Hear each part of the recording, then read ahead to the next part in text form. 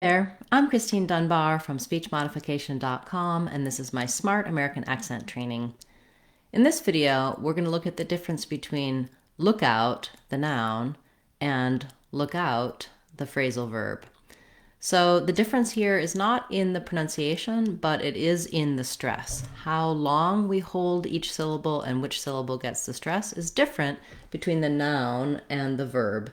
So if I'm talking about a lookout, that can be a couple of different things. A lookout can be a person or a place. I can go to the lookout and be able to see, or I could tell someone, you be the lookout. They're going to be the one who's looking out then. And we also have a phrase, I'm on the lookout, which means to be watching out for, hunting for, looking for. So in all of these cases, when it's being used as a noun, we need to stress on look. That means the look is long and the out is short. Look out, look out. For example, I'm on the lookout for a good price. I'm on the lookout for thieves. I'm on the lookout. So yeah, in this case, we also use that with the lookout. I'm on the lookout for. Or he'll be our lookout. Same thing. Stress on look, less stress on out. Then in the phrasal verb, it follows the pattern that phrasal verbs do, which is unusual, and you can see my other videos for phrasal verbs to talk about this. But when we're looking at verbs, normally if I say I'm going to look at that, the look is going to be in the important part because it's the verb. But in look out, we actually have less stress on look and we stress on out instead. That's because look out means something different than just look. Same as if I were to say look into, look over, the preposition in this case is going to get stressed. And this is unusual in English because normally the important words are the nouns and the verbs and the adjectives, and not little words like prepositions.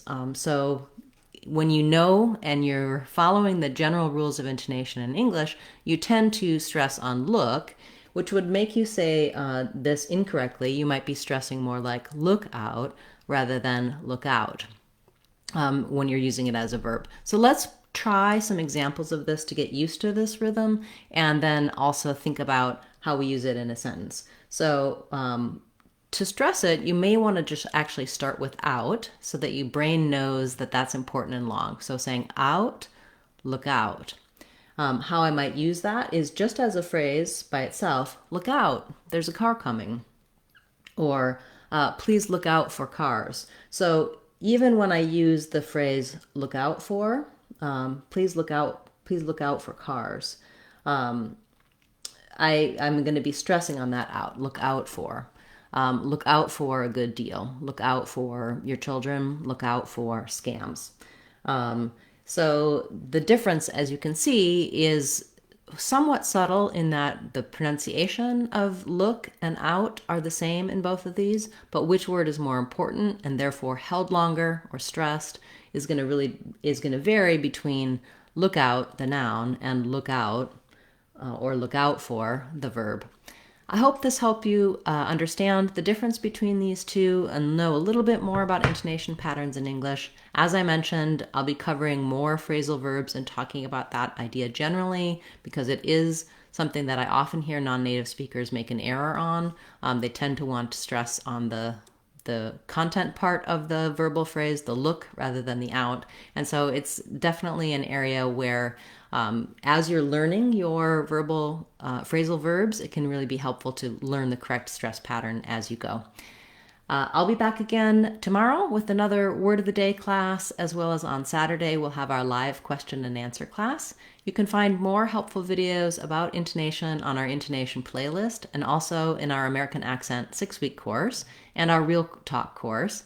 Our online courses are either free or available for under $2, so they're a really good resource for getting more help and details, walking you through the steps you need to change your speech and to improve and understand American English pronunciation, American intonation, and American accent. Check out all those courses on speechmodification.com. Thanks for watching this video, liking, commenting, sharing, and a special shout out to subscribers and channel members. I really appreciate your support. Feel free to leave your questions and comments about this topic or any topic on this video or any of my videos. I'll get back to you with resources and an answer. I'm Christine Dunbar from speechmodification.com. Remember, if you want to sound like a native speaker, you can do it.